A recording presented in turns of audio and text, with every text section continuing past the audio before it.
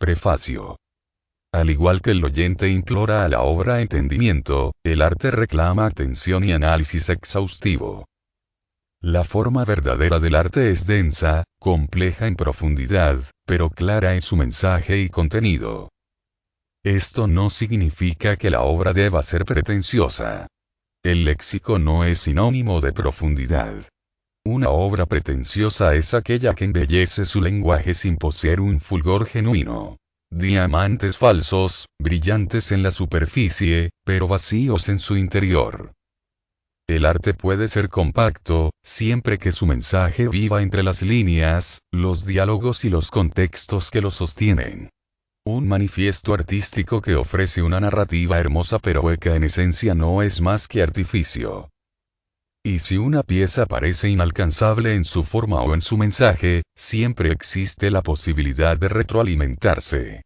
En una era donde la tecnología acompaña al ser humano en todo instante de vigilia, resulta casi inconcebible que un hombre en situación estable no pueda sondear el mensaje del autor. Porque no todo debe ser explicado.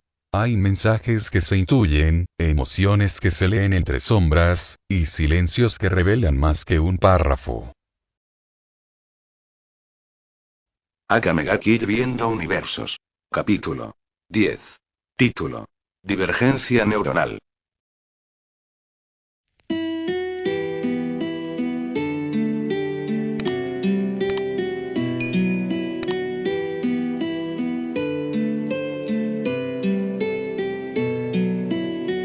Solo son tan buenos como se los permite el mundo.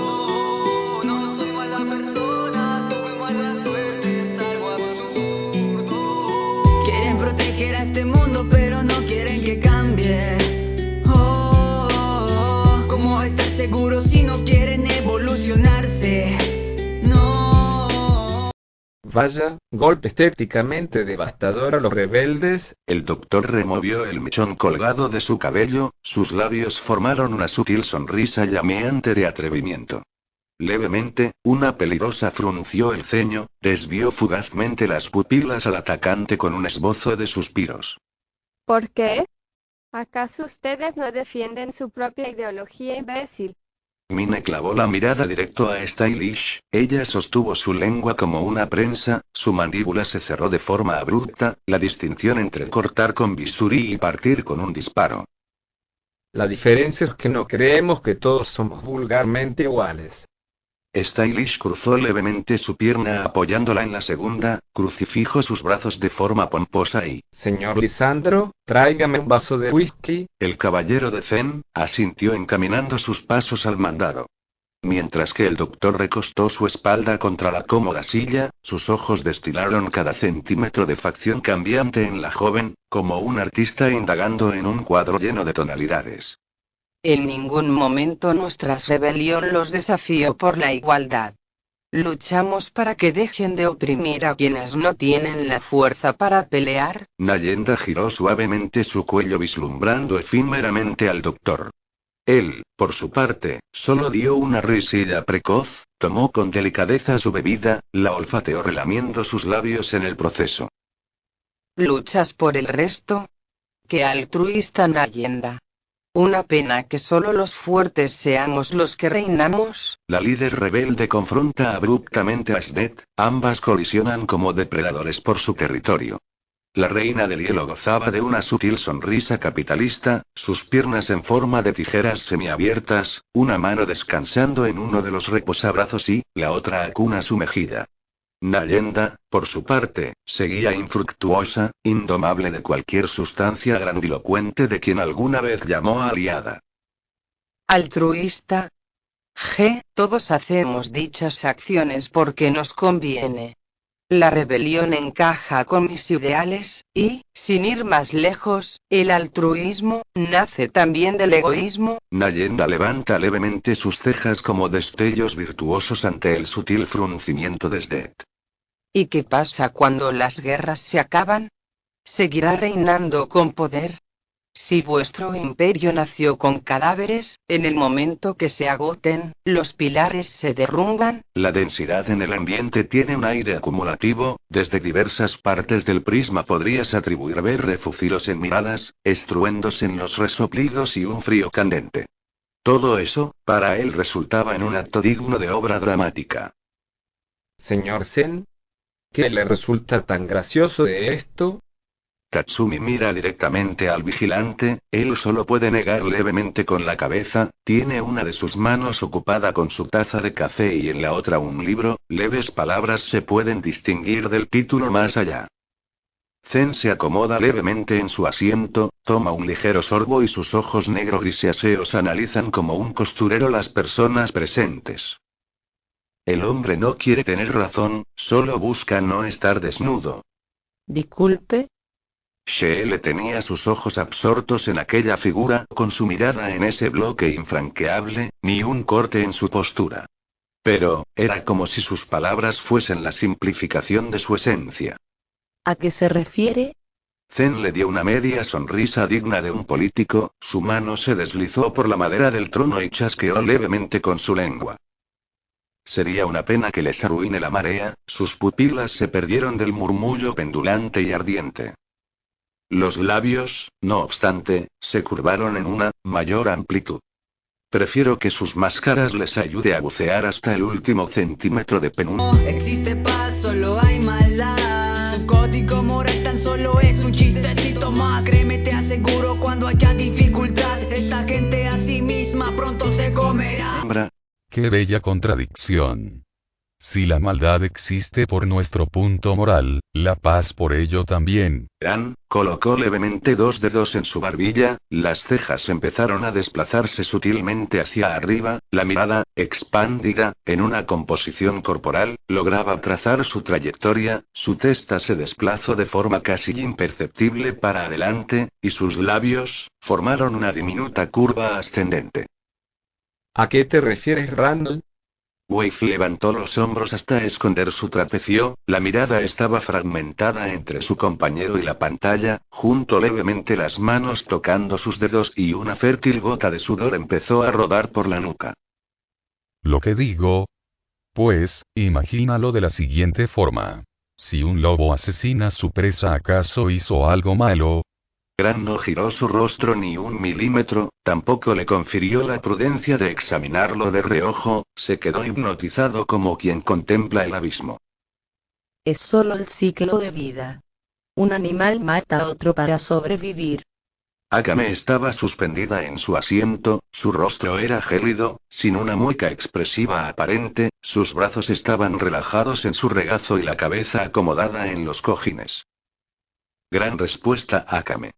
Pero, yendo a un punto más profundo, eso diría que como tal no existe lo bueno ni lo malo. Stylish ingresó a la disputa nuevamente bebiendo un sorbo efímero, su mirada seguía estando inexplicable, una formación fugaz en sus labios, las manos aún se encontraban relajadas y sus pupilas anotaban cada paso de una autopsia por completo del panorama. Sigo sin comprenderlo. ¿Cómo no va a existir algo bueno o malo? ¿Acaso no sabes la distinción entre ello? Tatsumi levantó la mirada, sus manos se cerraron en puños, a diferencia de Wave, sacó su pecho para adelante y su espalda se puso recta como un guerrero lleno de convicción. La distinción es lo que conviene. Ninguna sociedad sabe lo que es la paz verdadera, solamente son atributos que le damos a nuestra artificial moralidad y ética.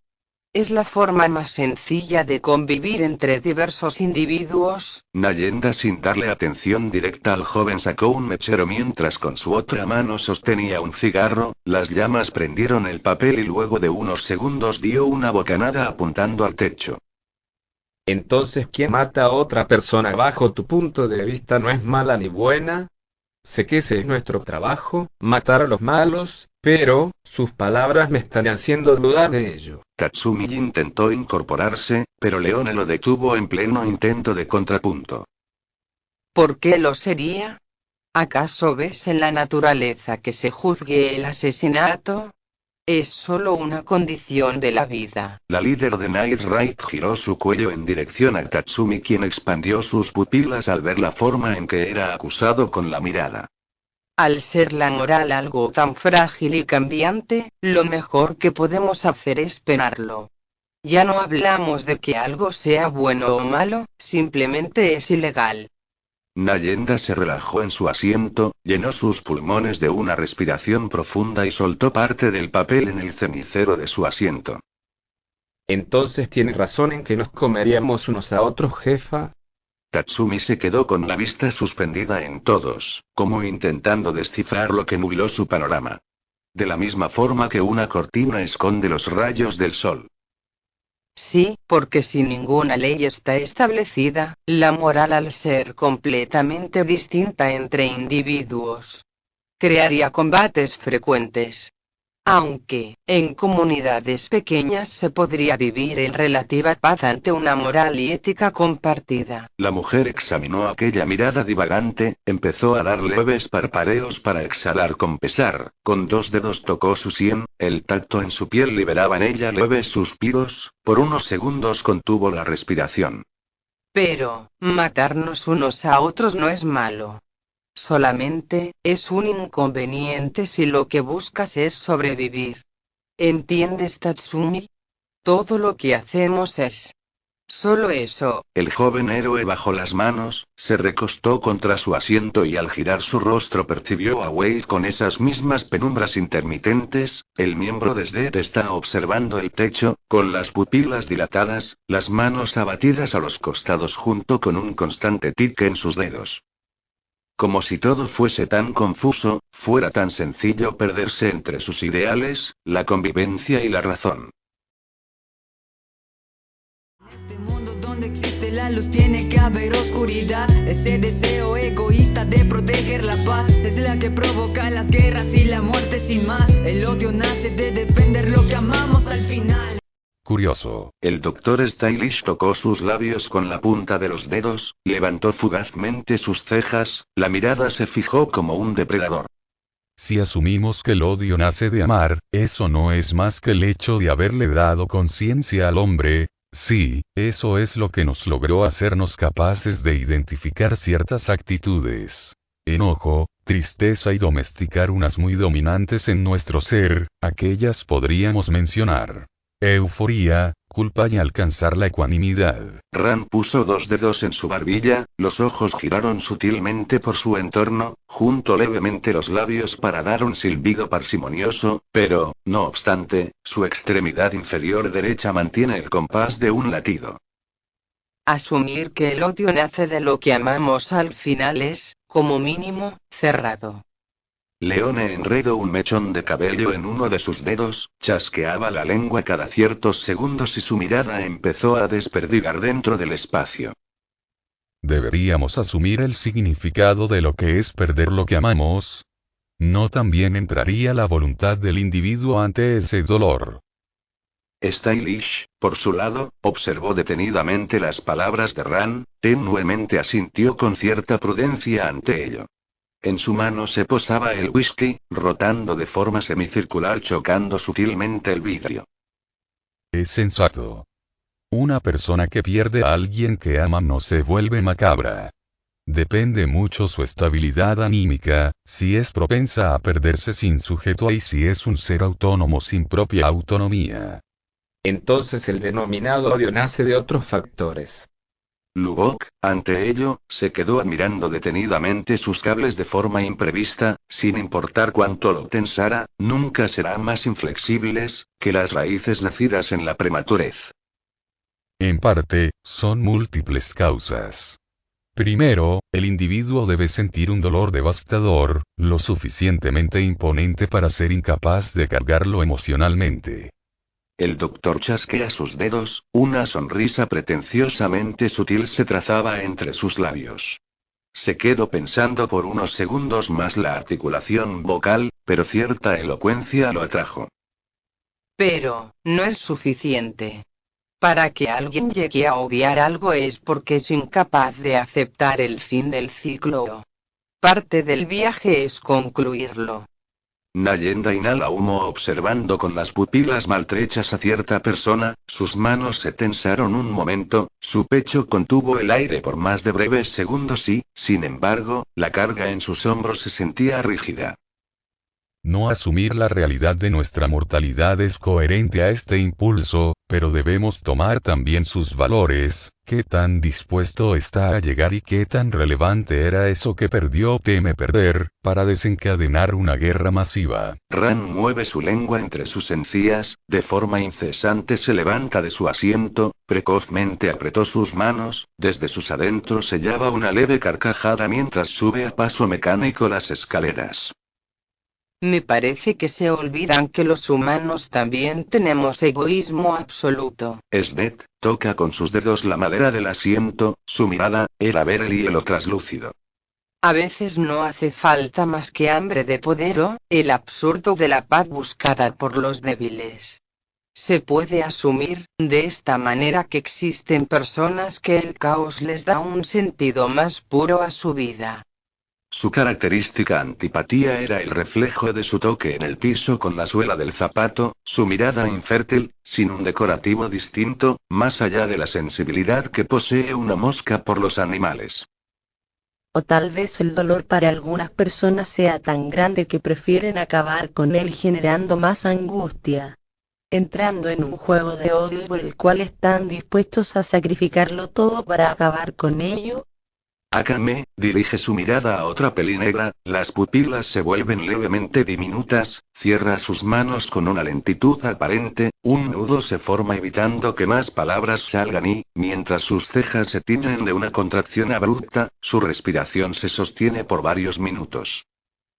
Podemos ir poco a poco, tenemos claro que existen personas que caen al odio por un dolor muy grande, que tienen una escasa capacidad de autorregulación llevándolos a tomar decisiones extremas para que todos compartan su dolor. Volad levantó su mano, como pidiendo voz y voto, se quedó pensativo en su lugar, observando las miradas, algunas escépticas, otras subestimadas, pero la mayoría llenas de un robusto desasosiego. También existen hombres que les da igual el sufrimiento ajeno, están dispuestos a llenarse de sangre y odio para sus fines. Bulat, ladeo levemente su cuello, observó por unos segundos a su compañera. Sheele, por su lado, se quedó analizando la pantalla. Tenía la cabeza levemente agachada, su mirada era la de un gato, cautelosa, atenta y... Otras que no tienen un fin más allá de formar caos porque asumen que esa es la naturaleza de la vida. Sin valores, sin convenientes arreglos. Solo la supervivencia del más fuerte ignorando el hecho de la evolución humana. Lubok levantó fugazmente su mirada ante Sheele, aunque fue tan infecundo lo que logró mantenerla yendo directo su atención a sus cables. Ya por último tendríamos el caso donde el odio nace de un sufrimiento tan profundo, que algunos deciden culminar con todo o volverse los malos del cuento para finiquitar con el dolor en un ideal completamente extremista. Buscando, por ese sendero, finalizar el derramamiento de sangre, con más. Ran, respira profundo, su frente se levanta con dificultades al momento de refinar su mirada imperceptible, inamovible de su lugar, levemente deja de tocar la punta de sus dedos encontrando un punto deliciosamente examinable. Y, pueden haber incluso más, incluso deberían habitar personas que sin tener un sentimiento o apego por nada, utilizan las bases del odio para experimentar algún estímulo. Nayenda mira la última bocanada de humo dispersarse en el aire. Durante un tiempo les pareciste divertido, escogiste ser un héroe en tu camino, pero sabes que aman más que un héroe es el destino. Cuando mueres y te odian a pesar del sacrificio. Sin ser un héroe, considero que ellos no deberían pelear o hacer lo supuestamente correcto porque las personas lo desean así. Un héroe debe ser capaz de decidir por voluntad propia ejecutar lo que considere bueno aunque esto termine con el odio hacia él.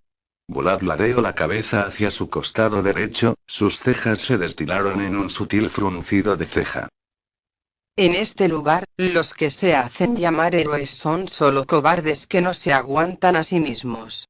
Buscan los aplausos de la gente porque por dentro están vacíos. No tienen el coraje de ser lo que realmente son. Leone apretó ligeramente su puño, su postura seguía estando tirada contra el sillón, pero algo hacía que se moviera de un lado al otro dentro suyo. Entonces, ¿qué consideran que debe ser un héroe?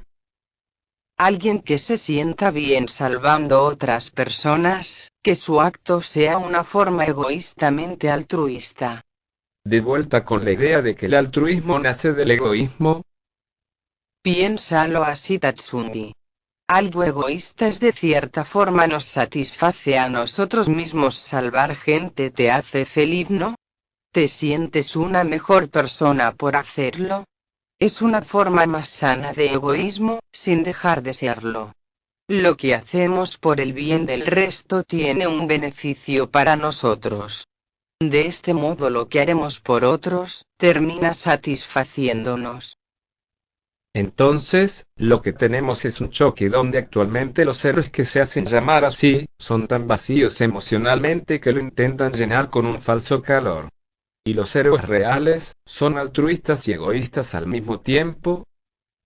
¿Y eso acaso le da sentido a sacrificar tu existencia por el bien de los demás?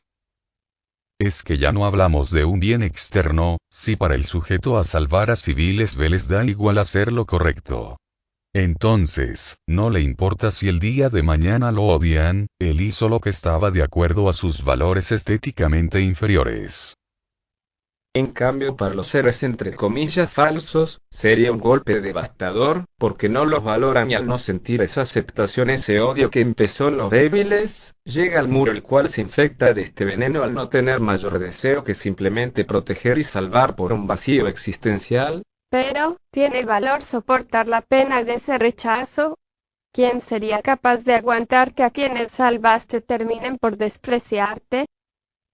Porque su fe no estaba con la gente y estaba en la acción, en la decisión de hacer lo que iba de acorde con sus valores y es lo que los acompañará hasta el día de su muerte. Básicamente no hacen lo que es bueno, ellos actúan por lo que sienten que es correcto. Entonces, ante esto, ¿tiene algún sentido criticar que alguien con valores ya definidos y una moral transparente decirle que lo que hace no tiene valor? Para nosotros desde una lógica básica no. Si te están tratando mal, no pondrías el cuerpo por el resto que te tira piedras. Pero, existen hombres que no actúan por razón, algunos solo creen en lo que ellos decidieron poner su esperanza, a veces en la gente, en otras en lo que quieren representar para la sociedad y en otros para llenar sus banales vidas,